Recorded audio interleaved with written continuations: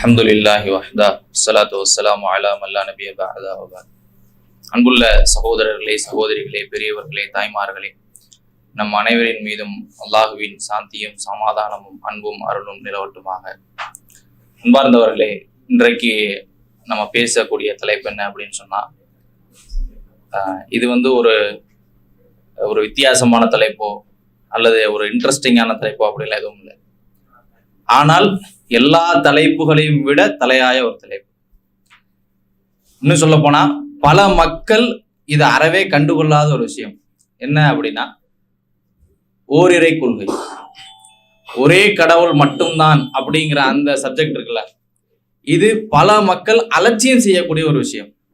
எந்த அளவுக்குன்னா, பல கடவுள்களை வணங்கக்கூடிய மக்கள்கிட்ட போயிட்டு கூட நீங்க இத்தனை கடவுளை வணங்குறீங்களே, கடவுள் எத்தனைன்னு கேட்டா என்ன சொல்லுவாங்க?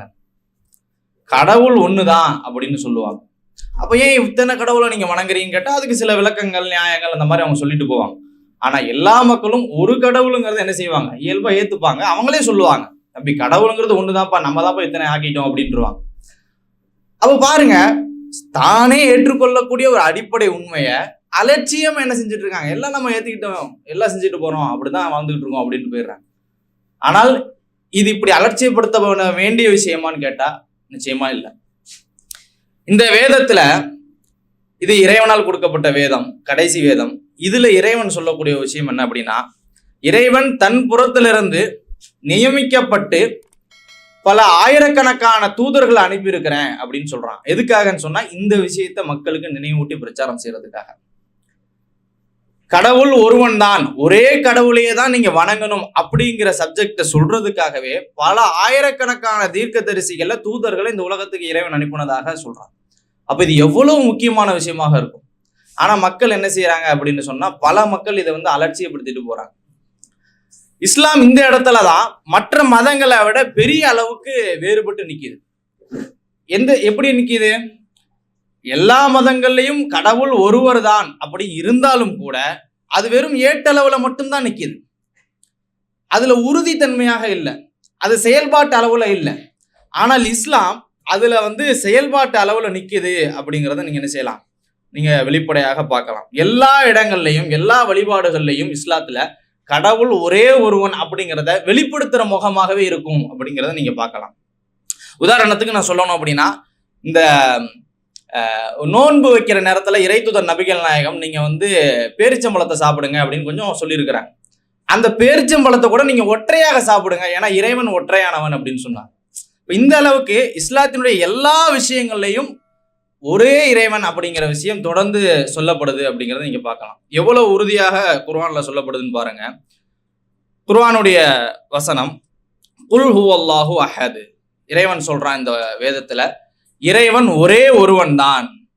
இன்னொரு இடத்துல சொல்றான், லவ் கான ஃபீஹிமா ஆலிஹத்துன் இல்லல்லாஹ்.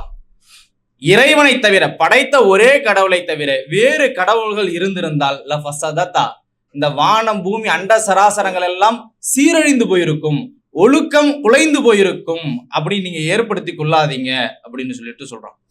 அடுத்தது நீங்க இறைவன் சொல்றான், லா தத்தஹிது இலாஹைன் இஸ்னைன், நீங்கள் ஒன்றுக்கு மேலான கடவுள்களை எடுத்துக்கொள்ளாதீர்கள், ஒன்றுக்கு மேல 2 கடவுள்களை நீங்க ஏற்படுத்தி கொள்ளாதீர்கள் அப்படின்னு சொல்றான். கிறிஸ்தவர்களை பார்த்து இறைவன் சொல்றான், யா அஹ்லல் கிதாபி லா தகுலு ஃபீ தீனிக்கும், உங்களுக்கு சொல்லிக் கொடுக்கப்பட்ட மார்க்க சட்ட வரம்புகளை நீங்க மீறி போகாதீங்க. இறைவன் சொல்றான், நீங்கள் இறைவனின் மீது உண்மையை தவிர வேற எதையும் சொல்லாதீங்க, நீங்க பொய் சொல்றீங்க. ஏன் பொய் சொல்றீங்க? வலா தகுலு சலாசா, நீங்க கடவுள் 3ன்னு சொல்லாதீங்க. ஏன்னா கிறிஸ்தவர்கள் கடவுள் ஒரே கடவுள் ஏற்றுக்கொண்டா கூட எப்படி சொல்றாங்க? கடவுள் 3ங்கிறத வேறு வடிவத்துல சொல்றாங்க. அந்த கிறிஸ்தவர்களை பார்த்து இறைவன் சொல்றான், இன்னமல்லாஹு இலாஹு வாஹித், இறைவன் ஒரே ஒருத்தன் தான், நீங்க பொய் சொல்லாதீங்க, மாற்றமா சொல்லாதீங்க, வரம்பு மீறி பேசாதீங்க அப்படின்னு பல இடங்கள்ல திருப்பி திருப்பி இந்த வேதம் சொல்லக்கூடிய விஷயம் என்ன அப்படின்னா, கடவுள் ஒரே ஒருத்தன் தான். அந்த கடவுள் யாரு? இந்த அண்ட சராசரங்கள் எல்லாத்தையும் படைச்சானே, எவன் இந்த வானத்தை படைச்சானோ, பூமியை படைச்சானோ, அண்ட சராசரங்களையும் படைச்சு நிர்வாகம் செஞ்சுக்கிட்டு இருக்கானோ அந்த ஒருத்தன். அவனை தவிர வேற யாரும் எதுவும் எவரும் கடவுள் கிடையாது. அதுக்கு மாற்றமான கொள்கையில நீங்க இருக்காதீங்கிறது திருப்பி திருப்பி இந்த வேதம் வலியுறுத்துது. சரி, இப்படி இருக்கிற நேரத்துல எல்லா மனிதர்களும் ஒரு கடவுள் தான் அப்படிங்கிறத இன்றளவுக்கும் ஒரு ஒரு பேச்சளவுக்காச்சும் ஏற்றுக்கொள்ற நேரத்தை எப்படி இந்த பல கடவுள் கொள்கை இந்த உலகத்துக்குள்ள வந்துச்சு, ஏன் மக்கள் இவ்வளவு கடவுள்களை வணங்கிக்கிட்டு இருக்காங்க அப்படின்னு பாத்தீங்கன்னா,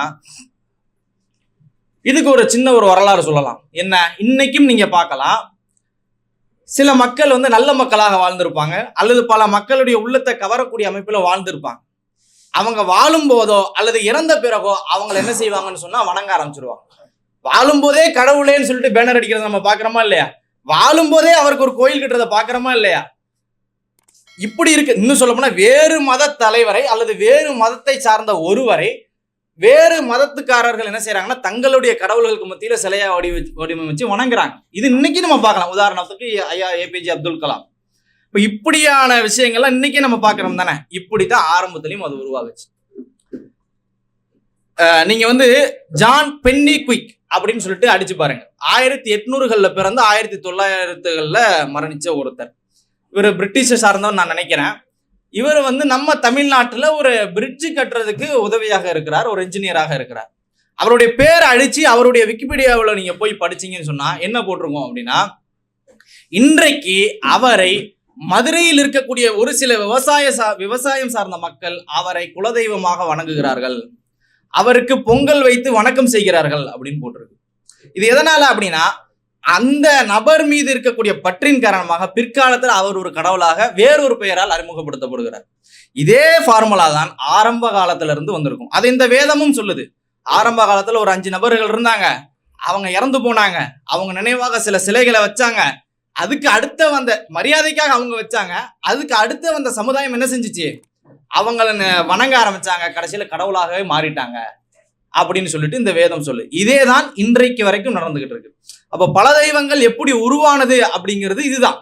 இன்றைக்கு படைத்த ஒரு கடவுளை தவிர பல வடிவங்கள்ல பல பெயர்கள்ல கடவுளை வணங்கக்கூடியவர்கள் எல்லாரும் சிந்திக்கணும், நான் வணங்கக்கூடிய ஒரு கடவுளும் இப்படித்தான் அது உருவானது, நான் வணங்கக்கூடிய கடவுளுக்கும் இப்படிப்பட்ட ஒரு வரலாறு தான் இருக்கும் அப்படின்னு சொன்னா, நீங்கள் வணங்குவது உங்களை படைத்த உண்மையான ஒரே கடவுளையா அப்படிங்கறத என்ன செய்யணும், சிந்திச்சு பார்க்கணும். அதுக்காகத்தான் இந்த விஷயங்கள்லாம் நான் சொன்னேன்.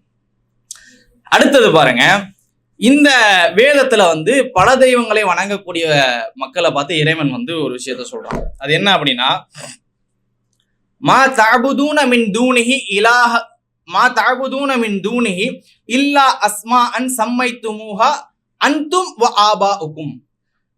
படைத்த ஒரே கடவுளான அல்லாஹ்வை தவிர்த்து நீங்கள் வணங்கக்கூடிய அத்தனை கடவுளும் எப்படின்னு சொன்னா வெறும் பெயர்களே தவிர வேறு யாரும் இல்லை. வெறும் பேரு தான் அது, அது கடவுள் கிடையாது. அது யார் யாரு, நீங்களும் உங்களுடைய மூதாதையர்களும் ஏற்படுத்தி கொண்ட கற்பனையான பெயர்கள் தான், உண்மையில் அவர்கள் கடவுள் அல்ல. மேலும் இறைவன் சொல்றான், மா அன்ஸலல்லாஹு பிஹா மின் சுல்தான். இதுக்கு எந்த ஒரு ஆதாரத்தையும் இறைவன் வந்து என்ன செய்யல, இறக்கி வைக்கல. இறைவன் புறத்துல இருந்து ஆதாரம்னு ஒண்ணு வேணும்ல. கடவுள் ஒண்ணுதான், ஆனா நான் பலதை வணங்குறேன்னு சொல்றதுக்கு ஒரு ஆதாரம் இறைவன் இப்படி செய்யப்பான்னு சொல்லியிருக்கணும்ல. அந்த மாதிரியும் ஒண்ணும் இல்லை.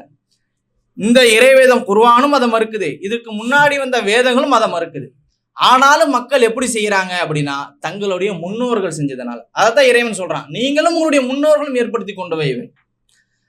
இன்னைக்கும் பாருங்க, நீங்க கடவுள் ஒருத்தன்னு சொல்லக்கூடியவங்களா, அப்ப ஏன் இப்படி நீங்க வணங்குறீங்க கேட்ட என்ன சொல்லுவாங்க, எங்க அப்பா அம்மா இப்படிதான் கத்து கொடுத்தாங்க, எங்க பாட்டன் பூட்டன் முப்பாட்டன் இவர்கள் எல்லாம் வழி வழியாக செஞ்சு கொண்டிருந்த வழிபாடு முறை, இதை எப்படி நான் விட முடியும்? அதை இறைவன் சொல்றான், இது உங்களுடைய முன்னோர்களுடைய புனை சுருட்டுகள், உங்கள் முன்னோர்கள் கற்பித்ததே தவிர வேற எதுவுமே இல்லை அப்படிங்கிறான். அப்ப முன்னோர்கள் தான் செஞ்சாங்க அப்படிங்கிறது தவிர இது இறைவன் புறத்திலிருந்து வந்த வழிகாட்டல் கிடையாது. அதே நேரம் முன்னோர்களை கை காட்டுற அளவுக்கு இது 100% உண்மையானதும் கிடையாது. ஏன்னா முன்னோர்கள் வணங்கியிருப்பாங்களே அந்த கடவுள்கள் இப்ப கிடையாது, இவங்க இப்ப வணங்குறாங்களே அவங்கள முன்னோர்களும் வணங்கல. புரியுதா உங்களுக்கு? ஒரு 2000 வருஷத்துக்கு முன்னாடி பல கடவுள் கோட்பாடு, பல கடவுள் வணக்க வழிபாடுகள் இருந்திருக்கும் தான். ஆனாலும் அந்த பல கடவுள்களை இன்றைக்கு உள்ள மக்கள் 100% வணங்கல. இன்றைக்கு பல கடவுள்களை வணங்கக்கூடிய மக்கள் வணங்கக்கூடிய கடவுள்களை அந்த முன்னோர்களும் வணங்கல. அப்ப என்னன்னா, அவங்க சொல்லி கொடுத்த ஒரு ஃபார்முலா, நம்ம முன்னோர்கள் இறந்துட்டா அவங்களுக்கு கடவுளாக்கிருங்கன்னு, அதைத்தான் இவங்க செய்யறாங்களே தவிர அவங்க சொன்ன கடவுள்களை கூட இவங்க இன்னைக்கு என்ன செய்யல, முழுமையாக வணங்கல அப்படிங்கிறத என்ன செய்யறோம் நம்ம பார்க்கிறோம். ஆனாலும் கூட மனிதன் அப்படிங்கிறவன் இறைவனால் படைக்கப்பட்டவன், இறைவனால் பல வித வழிகாட்டல் கொடுத்து படைக்கப்பட்டவன். அதை இந்த வேதத்துல இறைவன் சொல்றான். அதுல கொடுக்கப்பட்ட ஒரு முக்கியமான வழிகாட்டல் என்ன அப்படின்னு சொன்னா ஃபித்ரா, ஒரு மனிதனுடைய இயல்பு குணம். இப்படித்தான் ஒரு மனிதன் டிசைன் செய்யப்பட்டு வடிவமைக்கப்பட்டு இருக்கிறான் அப்படின்னு இறைவன் சொல்றான். ஃபித்ரத் அல்லாஹ் இல்லதி ஃபதனனாஸா அலைஹா, இறைவன் இந்த வேதத்துல சொல்றான், மனிதன் இயற்கையான மார்க்கத்திலேயே இயற்கையிலேயே படைக்கப்பட்டு இருக்கிறான். அது என்ன? நீங்க பாருங்க, பல கடவுள்களை வணங்கக்கூடியவங்க எல்லாத்தையும் மேல இருக்க ஒருத்தன் பார்த்துப்பான் அப்படின்னு சொல்லுவாங்க. ஏன்னா இயல்புலேயே கடவுள் ஒருத்தன் தாங்கிறது என்ன செய்யுது இருக்குது. மேல இருக்க 15 பேரும் பார்த்துப்பாங்கன்னு யாரும் சொல்ல மாட்டாங்க. இன்னும் சொல்ல போனா, ஒரு நாத்திகர் இடத்துல பல தெய்வங்களை வணங்கக்கூடியவர் எப்படி வாதம் செய்வாரு? எப்படி செய்வாரு? அவர் என்ன சொல்லுவாருன்னா, இந்த அண்ட சராசரங்களையும் படைச்சு நமக்கு மேல ஒரு சக்தி இருக்குது அப்படின்றது தானே அப்படின்னு சொல்லி தானே வாதம் பாரு. அவர் கடவுளுக்காக ஆதரவாக பேசும்போது என்ன செய்வார்? பல கடவுளுக்கு ஆதரவா பேச மாட்டார், ஒரே ஒரு தெய்வத்துக்கு ஆதரவா மட்டும்தான் பேசுவார். ஏன்னா மனிதனுடைய இயல்புல ஒரே ஒரு தெய்வம், ஒரே ஒரு கடவுள், ஒரே ஒரு இறைவன் அப்படிங்கிற கோட்பாடுதான் இயல்பிலேயே உறுதியாக பிணைக்கப்பட்டிருக்குது. ஆனால் செயல்பாட்டு அளவில் என்ன செய்யறான் அப்படின்னு சொன்னா, மனிதன் தவறான வழிகாட்டலுக்கு கட்டுப்பட்டு செயல்படுறான். இறைவன் ஒரு இடத்துல இப்படி சொல்றான்,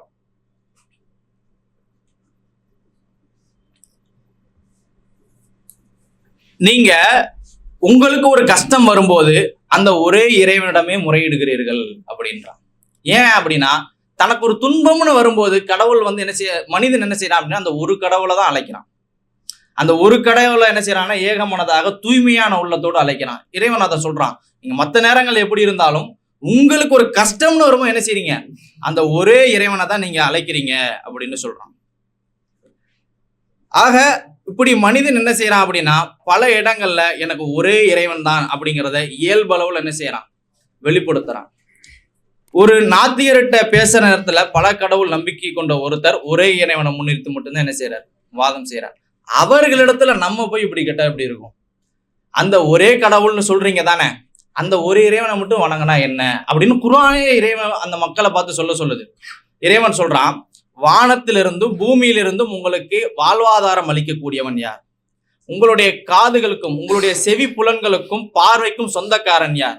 இறந்ததிலிருந்து உயிருள்ளவற்றை உயிர்ப்பிப்பவன் யார்? உயிருள்ளதிலிருந்து இறந்தவற்றை வெளியாக்குபவன் யார்? இப்படி உலகத்தில் உள்ள எல்லா காரியங்களையும் திட்டமிட்டு நிகழ்த்தி கொண்டிருப்பவன் யார் என்று நீங்கள் கேளுங்கள். அதற்கு அவங்க என்ன தெரியுமா சொல்லுவாங்க? ஒரே கடவுள் தான், அந்த ஆண்டவன் தான், அல்லாஹ் தான். அரபு பேசக்கூடிய மக்கள் அல்லாஹ்னு சொல்லுவாங்க, அந்த இறைவனை குறிக்கக்கூடிய வார்த்தை. அந்த ஒரே இறைவன் தான் என்று சொல்வார்கள். அதை சொல்லிட்டு இறைவன் சொல்றான், ஃபகுல் அஃபலா தத்தகூன் அப்படின்னு சொன்னா, அந்த இறைவனுக்கு நீங்க பயப்பட வேண்டாமா அப்படின்னு கேட்க. நீங்களே சொல்றீங்க என்ன கேட்டாலும் சரி அந்த ஒரு இறைவன் தான், அப்படின்னா அவனுக்கு நீங்க பயப்பட வேண்டாமா? ஏன் இறைவனுக்கு பயப்படுறதுன்னா என்ன? இறைவன் இந்த வேதத்துல சொல்றான், யா ஐயுஹன் நாஸ், மனிதர்களே, உஅ்புது ரப்பக்கும் அல்லதி ஹலகக்கும் வல்லதீன மின் கபலிக்கும், நீங்கள் உங்களையும் உங்கள் முன்னோர்கள் அனைவரையும் படைத்தவனையே வணங்குங்கள், லஅல்லக்கும் தத்தகும், அதுதான் உண்மையிலேயே இறைவனை பயப்படுவது அப்படின்னு சொல்றான். அப்போ உண்மையாகவே இறைவனை பயபக்தியோடு வழிபடணும்னு நினைக்கிறவங்க என்ன செய்யணும்? நிறைய மக்கள் கடவுள் பக்தியோட இருப்பாங்க. அவங்க செய்ய வேண்டிய விஷயம் என்ன அப்படின்னா, தன்னை படைத்த உண்மையான இறைவனை மட்டும்தான் என்ன செய்யணும், வணங்கணும். அதைத்தான் இறைவன் அவனுடைய வழிகாட்டல்ல சொல்லி காட்டுறான். அது அல்லாமல் நாம கற்பனையாக உருவாக்கி கொண்ட பல கடவுள்களை வணங்குறது என்னென்ன விஷயங்களை வெளிப்படுத்தும் அப்படின்னு சொன்னா, முதலாவது நம்ம இறைவன் மேல பொய் சொல்றோம். சில பேர் நினைக்கலாம், பல கடவுள்களை வச்சுக்கிட்டா என்ன, இந்த வச்சுக்கிட்டாங்கிறதே என்ன செய்யுது, நாமளாக கடவுளை உருவாக்கிக்கிட்டோம்னு சொல்லுது. நாத்திகர் அதைத்தான் நம்மள சொல்றாரு, ஆத்திகர்களை பார்த்து நீங்க தான் கடவுள்களை உருவாக்கிக்கிட்டீங்கன்னு. இவர் இப்ப இதைத்தானே கேட்கிறார், நம்ம 10 கடவுளை வச்சுக்கிட்டா என்னன்னு. அப்போ இது ஒரு நாத்திக சிந்தனையுடைய வெளிப்பாடு தான் இது, பல கடவுள்களை வச்சுக்கிட்டா என்ன அப்படிங்கிறது.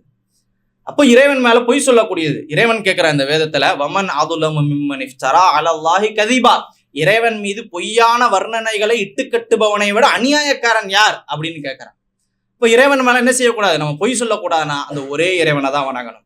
அடுத்தது, அது இறைவனுடைய பண்புகளை அவமதிக்க கூடியதாக இருக்குது. எப்படி? ஒரு கடவுளை தவிர்த்து பல கடவுள்கள் உருவாக்கப்படுற நேரத்துல, நம்பப்படுற நேரத்துல, அந்த கடவுள்களுக்கு நியாயம் கற்பிப்பதற்காக பல பொய்யான வரலாறுகள், சுருட்டுகள் சொல்லப்பட வேண்டிய நிர்பந்தம் ஏற்படுது. இதனால கடவுளை பலகீனப்படுத்தக்கூடிய, கடவுள் சண்டை போட்டார், கடவுள் இறந்தார், கடவுள் தோல்வியுற்றார், கடவுள் பழம் சாப்பிட்டார், இப்படின்னு பொய்யான தவறான வரலாறுகளை சொல்லி கடவுளை அவமதிக்கக்கூடிய சூழ்நிலை ஏற்படுது. எல்லாத்துக்கும் மேல கடவுள் மீதான உண்மையான பயமும் பக்தியும் இல்லாமல் போயிருது. அதனாலதான் தைரியமாக என்ன செய்யறாங்க, கடவுள் என்று நம்பப்படக்கூடியவர்களையும் திருடிட்டு போறாங்க. அப்போ ஒரு மனிதனை உண்மையான பக்தியாளராக மாத்தணும் அப்படின்னு சொன்னா அவன் உண்மையான ஒரே கடவுளை வணங்கினா மட்டும்தான் என்ன செய்ய முடியும், அது சாத்தியமாக இருக்கும். ஆகவே அன்பார்ந்தவர்களே, நம்ம சொல்லக்கூடியது என்ன அப்படின்னு சொன்னால், படைத்த ஒரே இறைவனை வணங்குவதுதான் பகுத்தறிவு. படைத்த ஒரே கடவுளை வணங்குவதுதான் மனிதனுடைய இயல்பு சொல்லக்கூடியது. நம்முடைய உண்மையான முன்னோர்கள் செய்த விஷயமும் அதுதான். அப்போ அந்த விஷயத்தை நம்ம நடைமுறைப்படுத்தினால் இறைவன் புறத்திலிருந்து நமக்கு வெற்றி கிடைக்கும், தோல்வியில் இருந்து நமக்கு பாதுகாப்பு கிடைக்கும், நிரந்தர வெற்றியான சொர்க்கம் கிடைக்கும். ஏன்னா பல தெய்வங்களை வணங்குவது இறைவன் மன்னிக்காத பாவம் அப்படின்னு சொல்லிட்டு இறைவன் குர்ஆன்ல சொல்றான்.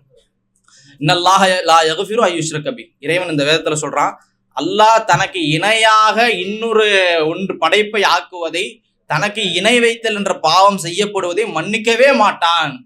இன்னஹு மையுஷ்ரிகு பில்லாஹ். அப்படி யார் இறைவனுக்கு இணையாக ஆக்குகிறார்களோ பக்கத்து ஹர்ரம் அல்லாஹு அலைஹில் ஜன்னா, அவர்கள் சொர்க்கத்துக்கு செல்வதே இறைவன் தடை செய்து விட்டான். வமாஹுன்னார், அவர்கள் என்றென்றும் அங்கே நிரந்தரமாக இருப்பார்கள் அப்படின்னு சொல்றான். இவ்வளவு சீரியஸான ஒரு மேட்டர் தான் நம்ம பேசிக்கிட்டு இருக்கோம். ஒரு மனுஷன் இப்ப இறந்து போறான் அப்படின்னு சொன்னா என்றைக்கும் விடுதலையே கிடைக்காத ஒரு நிரந்தர நரகத்துக்கு போயிடுவான். அந்த ஒரு அக்கறையிலையும் அவ்வளவு சீரியஸான மேட்டராக இருக்கிறதுனாலதான் இதை நம்ம வலியுறுத்தி சொல்றோம். யாருடைய நம்பிக்கையையும் யாருடைய மனதையும் புண்படுத்துவதற்காகவோ அதை கேலி செய்வதற்காகவோ எந்த உள்நோக்கும் தவறான நோக்கும் நமக்கு கிடையாது. படைத்த இறைவன் எனக்கும் உங்களுக்கும் எல்லோருக்கும் சரியான இறைவனை பற்றிய புரிதலை தர வேண்டும் என்று பிரார்த்தித்து, எல்லோருக்கும் இறைவன் சொர்க்கத்தை தருவதற்கு உண்டான வழிகாட்டலை தர வேண்டும் என்று பிரார்த்திக்கிறேன். அக்கூலு கௌலி ஹாதா அஸ்தக்ஃபிருல்லாஹ் லி வலக்கும். அஸ்ஸலாமு அலைக்கும் வரஹ்மத்துல்லாஹி வபரகாத்துஹு.